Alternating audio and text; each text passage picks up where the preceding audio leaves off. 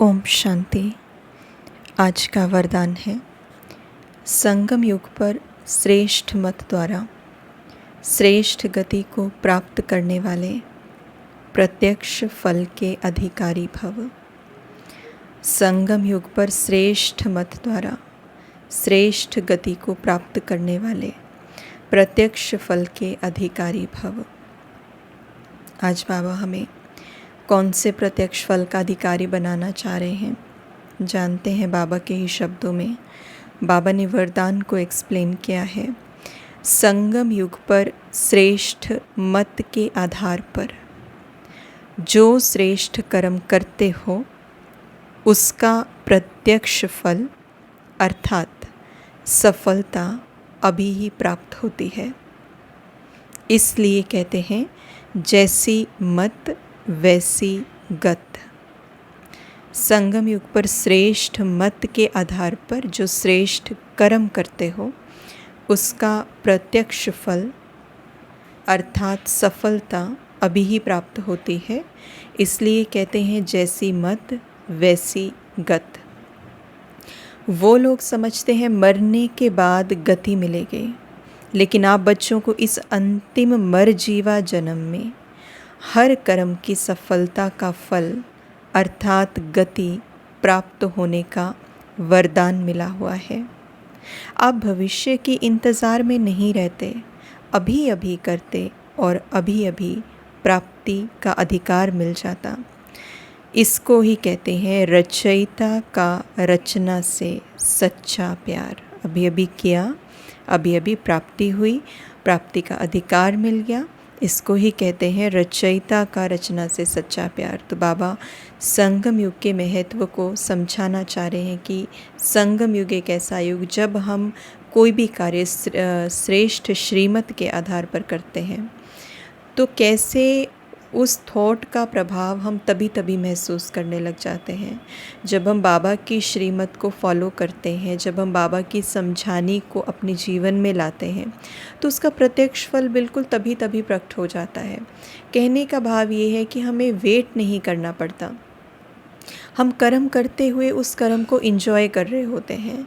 सफलता की भी इंतज़ार नहीं करनी पड़ती। मानिए पहले क्या होता था, ज्ञान से पहले कि कोई कर्म करते थे तो फिर सोचते थे अच्छा जब ये कर्म हम कर लेंगे और जब थोड़े समय के बाद इस कर्म में हमें सक्सेस मिलेगी, सफलता मिलेगी, तब हम खुश हो जाएंगे।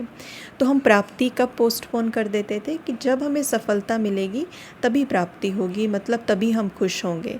तो हम अपनी प्राप्ति को पोस्टपोन कर दिया करते थे, उस खुशी को हम पोस्टपोन कर दिया करते थे। और फिर अगर वो कर्म जो हमने किया वो बिल्कुल अच्छा आ गया और उसका रिज़ल्ट अगर अच्छा आया तो हम खुश, लेकिन अगर उसका रिज़ल्ट अच्छा नहीं आया तो हम बोलते थे ये तो असफलता है। लेकिन बाबा ने तो सफलता का मीनिंग ही चेंज कर दिया हमारे लिए। बाबा ने कहा, बाबा ने तो हमें कर्म का रिज़ल्ट और कर्म करते हुए कर्म से डिटैच कैसे होना है यही सिखा दिया। तो जब हम बाबा की श्रीमत अनुसार कर्म करते हैं तो उस समय हमारी कोई इच्छा नहीं होती है, हम निमित्त मात्र का काम करते हैं। जो भी करते हैं तो हमारे लिए वही सफलता है, क्योंकि सफलता की डेफिनेशन बाबा ने एक अव्यक्त मुरली में कही थी, संतुष्टता। तो जब भी हम कोई सेवा का कार्य कर रहे हैं, ऑफिस का कर रहे हैं, घर का कर रहे हैं, तो निमित्त मात्र कर रहे हैं, संतुष्ट होकर कर रहे हैं। और जैसे हमने वो कर्म किया तो हम अपनी हैप्पीनेस को उसके लिए पोस्टपोन नहीं करते हैं कि अगर इसका रिज़ल्ट ये आएगा तो मैं बहुत खुश, अगर इसका ये रिज़ल्ट नहीं आया तो मैं दुखी हो जाऊँगा। नहीं, हम कर्म करते हुए उस प्रोसेस को एंजॉय करते हैं, ना कि उसके रिज़ल्ट का इंतज़ार करते हैं। यही डिटैचमेंट तो बाबा ने हमें सिखाई है कि इच्छाओं से मुक्त कैसे बनना है और इच्छाओं से मुक्त बन कर के भी हम जो है खुश रह सकते हैं। तो बाबा ने कितनी ब्यूटीफुल टेक्निक ये सिखाई है कि तभी तभी प्रत्यक्ष फल, यानी कि जैसे ही थॉट क्रिएट किया उसके प्रत्यक्ष फल की अनुभूति, खुशी, शांति, शक्ति की अनुभूति। जैसे ही कोई कर्म किया तो उसकी सफलता या वो काम होगा नहीं होगा उस पर डिपेंडेंट नहीं है मेरी हैप्पीनेस, लेकिन कर्म मैंने किया, अपना 100% उसमें दिया और उस कर्म को करते हुए उस प्रोसेस को एंजॉय करना, वही संतुष्टता है, वही सफलता है। अगर उस कर्म का रिज़ल्ट अच्छा आता है तो भी मेरी स्थिति स्टेबल, अगर उस कर्म का रिज़ल्ट अच्छा नहीं आता है तो भी मेरी स्थिति स्टेबल। तो ये है प्रत्यक्ष फल।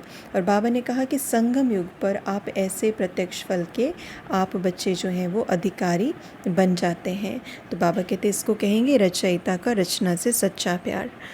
स्लोगन अभी बाबा ने आगे हमें दिया कि दृढ़ संकल्प से हर कदम में बाप को फॉलो करने वाले ही संपन्न बनते हैं।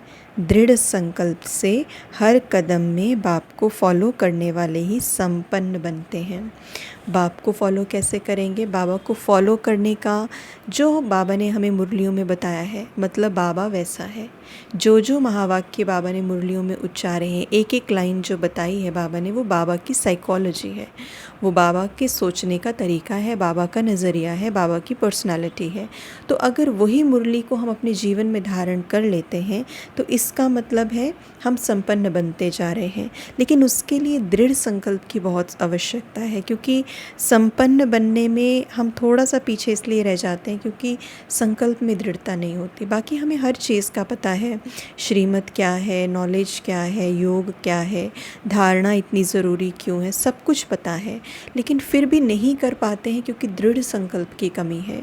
इसीलिए बाबा समान बनना है, बाबा को फॉलो करना है, तभी संपन्न बन पाएंगे, समान बन पाएंगे, वो बात ठीक है। लेकिन कैसे हो पाएगी ये चीज़? दृढ़ संकल्प इसमें बहुत बहुत इम्पोर्टेंट रोल प्ले करता है। इसलिए हमें दृढ़ता को अपने अंदर लेके आना है। ओम शांति।